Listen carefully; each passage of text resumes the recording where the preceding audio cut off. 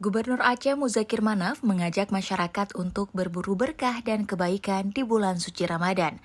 Hal tersebut disampaikan oleh Gubernur Aceh Muzakir Manaf dalam sambutannya sebelum melaksanakan salat tarawih berjamaah di Masjid Raya Baitur Rahman pada Selasa 4 Maret 2025 malam. Mualim mengatakan, mari dengan hati yang ikhlas dan semata mengharap ridha Allah, kita terus berbuat baik di bulan mulia yang penuh berkah, rahmah, dan ampunan ini. Gubernur menegaskan, umat muslim adalah umat penghuni surga. Oleh karena itu, Mualim berpesan agar umat muslim memanfaatkan Ramadan untuk terus beramal dan berbuat dengan ikhlas untuk menuju surga.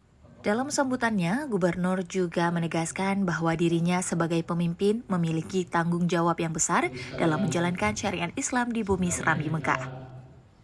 Gubernur mengatakan sebagai pemimpin, ia memiliki tanggung jawab memastikan syariat Islam berjalan secara kafah di Aceh.